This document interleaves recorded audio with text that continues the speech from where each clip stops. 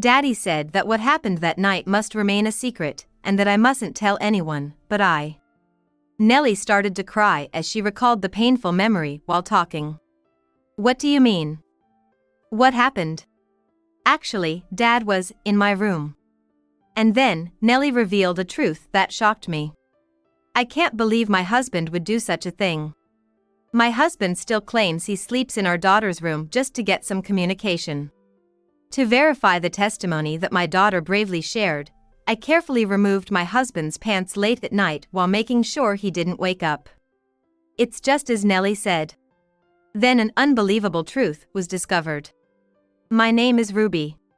My husband, Mike, was part of a strong school basketball team during his student days and once aspired to be a professional.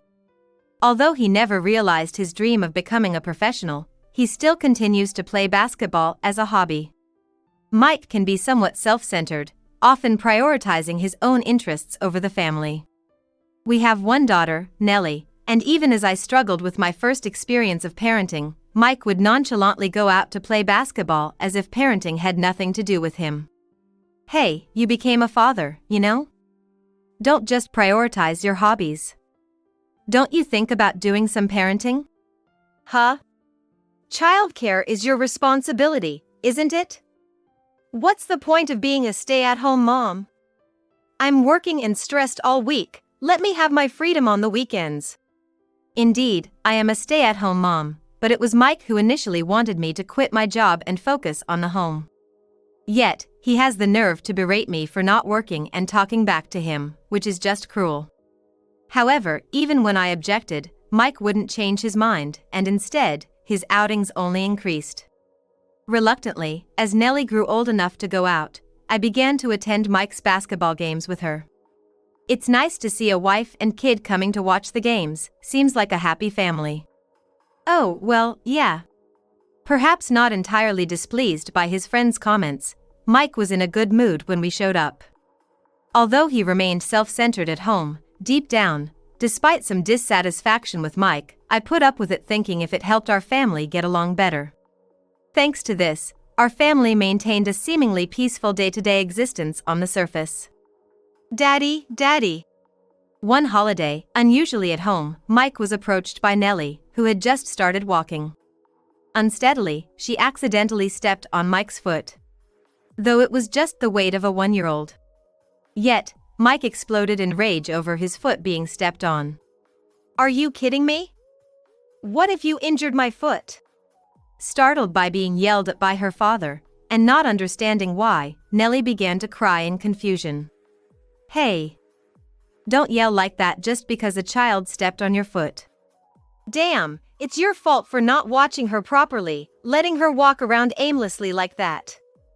When I'm here, keep her confined somewhere. I understand that his feet are precious because of his basketball, but his reaction was excessive. But there's no way he could get injured just because a child stepped on his foot. Appalled by his utterly self-centered claim, I ignored Mike. As I picked up the sobbing Nellie and comforted her, saying it was going to be okay, Mike seemed displeased and left the house muttering complaints. To him, family comes second, and he always puts himself first. This selfish side of Mike, which had been hidden when we were dating, made me wonder if it was really okay to continue this marriage. But I couldn't deprive young Nellie of her father. I decided that I just had to endure it and tried not to anger Mike as much as possible. Then 10 years passed. Nellie was now in the upper grades of elementary school and growing up to be more ladylike every day. She started to develop her own little quirks, even sharing stories about boys she liked, showing her delightful progress. As for her relationship with her father, Mike, it was neither good nor bad. Mike continued to do as he pleased, spending his weekends on his hobbies, rarely being home. You guys being there makes it hard for me to focus on my play. You don't need to come watch the games anymore. While Nellie and I used to frequently watch his games when she was younger, recently, Mike had told us not to bother coming, and that stopped as well. I didn't particularly have an interest in basketball. My visits were more about appeasing Mike, so when he said no more visits, I quietly stopped going. This change meant Nellie and I could spend our weekends leisurely together, which honestly suited me better. However, around this time, our family began to receive malicious pranks from someone. Just this morning, when I went to pick up the newspaper, I found a plastic bag stuffed inside the mailbox. Again, who could it be? The contents, emitting a foul odor, were nothing but rotting garbage. Every few days, someone would put rotten garbage in our mailbox or attach slanderous letters at our entrance, which I had no memory of. Feeling the danger, I discussed it with Mike, but he laughed it off, saying, "It's just a prank, don't worry about it." He acted as if it was none of his business, because he was rarely home, which irritated me. I argued back, what if something happens to Nellie? It's definitely beyond just a prank. What if something happens to Nellie because we ignored this? I'm calling the police. No, don't do that. It's surely just temporary. If you call the police. When I mentioned calling the police, Mike visibly panicked. Why? I think it's better to consult them early and catch the perpetrator. No, be more careful. If we call the police, it might provoke the perpetrator and make things escalate. We should wait and see a bit longer. It didn't sit right with me, but Mike was so adamantly opposed to calling the police that I reluctantly agreed to wait a little longer. One day, after some time had passed, Mike suddenly said, a basketball scrimmage got scheduled in the neighboring county at the last minute. That's rather sudden. When will you be back? Probably the day after tomorrow. I guess. Mike's vague response about the sudden game made me suspicious. Pressing him would likely lead to being sidestepped or shouted at. So I kept silent and let him go, but Mike didn't return home until 3 days later. You didn't contact me, and you returned later than you said. What happened? I was worried. There were some troubles, and it delayed my return. My phone died, and I couldn't contact you. It couldn't be helped. Couldn't one of your teammates have had a charger? Couldn't you have borrowed it? No matter how much I questioned Mike about what he was doing, he kept making excuses and eventually ended the conversation irritably. Was he really at a basketball game? His dubious behavior only deepened my suspicions. That night, after he had returned, Mike suddenly said something inexplicable. I've been away for a while, so you must have been lonely. I'm going to sleep in Nellie's room from tonight. In Nellie's room? What's gotten into you all of a sudden? I've been dumping all the childcare on you, right? I know it's late, but I've been reflecting. I need to cherish my time with our daughter more. That's what I've been thinking. I was perplexed by his sudden change of heart, but Nellie seemed happy that her father would be sleeping in her room. It's my first time sleeping with Dad. I'm okay with it. Hey, Mom, it's okay, right? Although Nellie hadn't often expressed feeling lonely despite her father's frequent absences, she probably really missed him. Though I was still confused, seeing Nellie's reaction, I agreed to let Mike sleep in her bedroom. Previously, he would get upset just by Nellie touching his leg. What a change of heart, I wondered. Mike's strange behavior had another aspect. Previously, he would wear shorts around the house, but from that day, he started wearing long pants. It was strange because Mike usually prefers light clothing due to his dislike of heat. One day, when Mike was taking a bath, I went to the laundry area to wash clothes, and as he was about to leave the bath, he noticed me and quickly closed the bathroom door. Why are you here? Get out of here quickly! Mike told me to leave the laundry area in a flustered manner. His attitude was clearly different from before. What's the matter? It's not like you're embarrassed to be seen now, right? Weirdo. He seemed to be hiding something, but I couldn't figure out what it was. Since then, it became routine for Mike to sleep in Nellie's room instead of our bedroom. As Nellie didn't seem to mind, I let Mike do as he wished. However, I would come to deeply regret this decision later. A week after Mike started sleeping in Nellie's room, I received a call from Nellie's school. The call was from Nellie's teacher, who urgently requested that I come to the school as there was something important to discuss. Could something have happened at school? No, it couldn't be, it's not like Nellie to cause problems. Worried about what I might hear, I headed to the school, where the teacher asked me something unexpected. "Nellie seems a bit down lately. Is there something going on at home?" "Excuse me?" the teacher asked with a serious expression, but I had no idea what could be the cause. "She seems cheerful around me, but maybe she's hiding some concerns." I assured her teacher that I would keep an eye on her and left the school. Once home, I approached Nellie, who was watching TV in the living room. "Nellie? Your teacher mentioned that you've seemed down lately. Is there something bothering you? Can you talk to Mom about it?" I made sure to ask her gently, not wanting to sound accusatory. Initially, Nellie was silent, but then her expression shifted as if she had made up her mind. "Dad said that what happened that night should be kept a secret, and that I mustn't tell anyone. But I..." As she spoke, something seemed to recall a painful memory, and she began to cry softly. "What do you mean? What happened?" "Actually, Dad was in my room." And with that truth Nellie shared, I was struck by a profound shock. I decided to verify something to corroborate what Nellie had said. Mike still insists he sleeps in Nellie's room for communication with his daughter. Late one night, after confirming Mike was deeply asleep, I carefully removed his pants without waking him. What a thing! Just as Nellie said. For proof, I photographed Mike in his underwear with my phone. Turning on the bedroom light for the photo soon woke him up. "What's with the light?"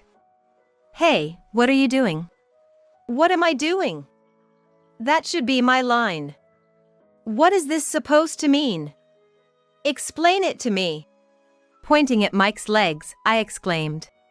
There were multiple painful-looking cuts from his shins up to his thighs. His sudden shift to wearing long pants, his adamant avoidance of being seen naked, was presumably to hide these wounds. "What are these cuts? What are you hiding?" "This is, I got hurt during a practice match." "Cuts from a match? They clearly look like they were made with a blade." Mike stubbornly maintained that the wounds were from a match. He said he had decided to sleep in Nellie's room until the wounds were less noticeable because he didn't want me to worry if I saw his injuries. And it seems he was changing his bandages while Nellie was supposed to be asleep but was accidentally seen by her, who was not yet asleep. Mike had told Nellie not to tell me because he thought he was attacked and hurt by someone, which had caused her to lose her spirit. Nellie is still in elementary school. The shock of suddenly seeing such raw, unexplained wounds on her father's legs must have been immense. Especially since she was told to keep quiet about it. Nellie, being a conscientious girl, probably struggled greatly with whether she should confide in me. "Don't make a big deal out of it. That's why I kept it quiet. This will heal quickly." That kind of response. Don't you realize how shocked Nellie is because of the strange way you're hiding this? Don't you care about that? That's the mother's job to deal with. Fine, I'm tired. Let me sleep already. Mike made a sulky face at my words, put on his pants, went back to bed, pulled the covers over himself, and fell asleep. Mike keeps making excuses, but something is definitely off. He must still be hiding something.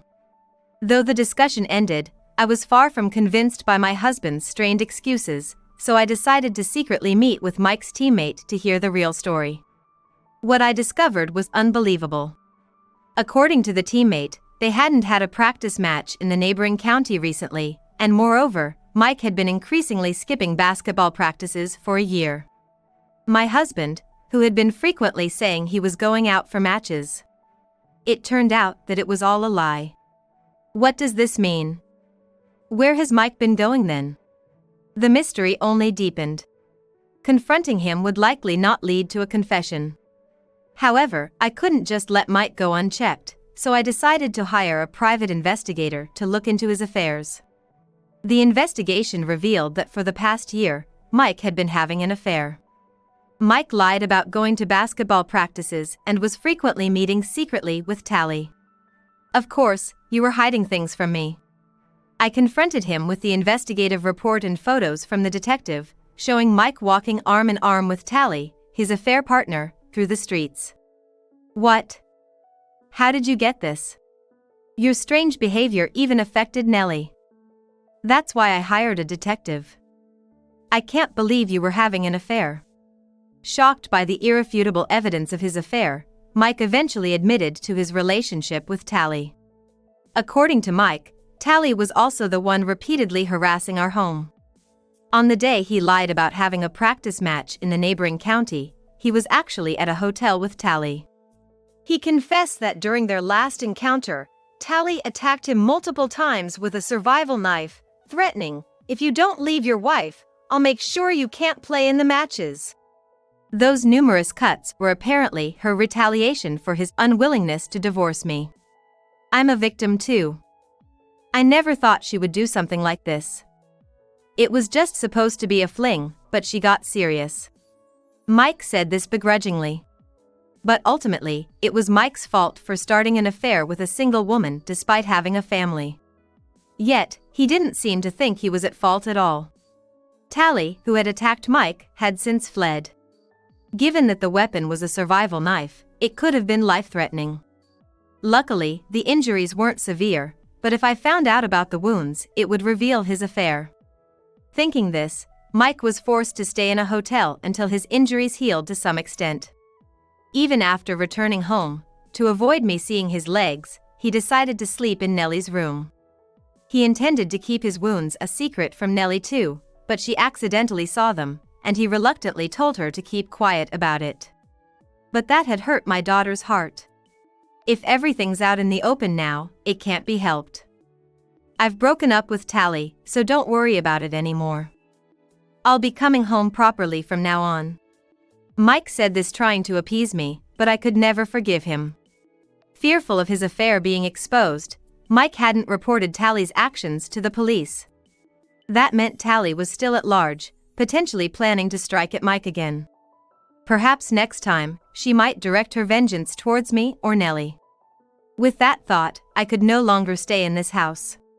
The next day, while Mike was at work, I packed my bags, left only the filled-out divorce papers behind, and left the house to pick up Nellie from school. I've been so scared ever since I saw the cuts on Dad's legs, wondering if someone was going to attack our family. I'm sorry, Nellie, for making you feel scared. From now on, I will definitely protect you. I squeezed Nellie's hand, which she uttered anxiously. Mike can't be relied upon. It's up to me to protect her. We explained our situation and decided to stay with my sister's family for a while. Later, when Mike, unaware of anything, returned home, Tally was waiting for him with a survival knife. How long will you make me wait? Divorce your wife now. Wait, just wait. Startled by Tally's frantic demeanor, Mike dashed out of the house screaming for help. Luckily, it was a busy time with many pedestrians around. Seeing Tally chasing Mike with a survival knife and screaming, someone quickly called the police, and Tally was arrested on the spot. When I learned about this on the news, I felt relieved, yet I shuddered at the thought that if we had delayed our escape, we too might have been harmed. But now that she's been caught, maybe it's time to lighten up and come back home. Mike began sending such messages daily. In his mind, everything was over, but I couldn't imagine getting back with a man who had betrayed his family and put us in danger. When I made it clear that there was no chance of rebuilding our relationship and that we could not continue as a couple, Mike threw a tantrum. Infidelity is something any man does. I'm not getting a divorce. I'm not in the wrong. I've torn up the divorce papers, so come back. Refusing to admit his faults, and persisting in not wanting a divorce, the negotiations dragged on and escalated to a lawsuit. However, the evidence of infidelity I had gathered secretly through a detective paid off, and the court fully recognized my claims. The divorce was finally granted, and Mike was ordered to pay me a substantial amount in alimony and child support. Until the end, Mike kept asking me and Amy to come back, but of course Amy had long since lost any affection for her father. I don't want to live with someone who made Mom suffer. You never really cared about us, did you? Such ingratitude. Have you forgotten all I've done for you, you ungrateful child? Whether hurt by Amy's words, Mike cursed his fate as a parent. I don't even remember being raised by you. I never want to see you again." Whether it was those final words that did it, realizing his daughter despised him, Mike slumped down, defeated. Later, the news reported that Tally, arrested for assault, showed no remorse. After serving her sentence, Tally said with a smile, "I want to meet Mike again. This time, we'll live happily together." Mike must have been horrified. Fearing Tally's release, Mike fled the town and his whereabouts since are unknown. We, too, moved far away with the help of my parents to ensure we never accidentally encounter Tally. Though it was unsettling to relocate, my daughter's safety and happiness were paramount. Accepting the uncertainties and difficulties was a small price for my child's well-being. Having moved, we started anew, turning over a new leaf in life. Amy, initially nervous due to the divorce and move, eventually adjusted to her new elementary school and made many friends, showing us her bright smile again. Having caused her so much pain, I now want to fill her life with joy. Though now a single mother, the competent lawyer ensured I received enough alimony from Mike to not face immediate financial troubles. I started a new job where we moved, making sure I was always home on time to spend quality time with Amy, ensuring she never felt lonely. Watching Amy happily munch on the dinner I prepared after returning from school and hearing about her fun day, I realized these simple, peaceful days are what truly matter.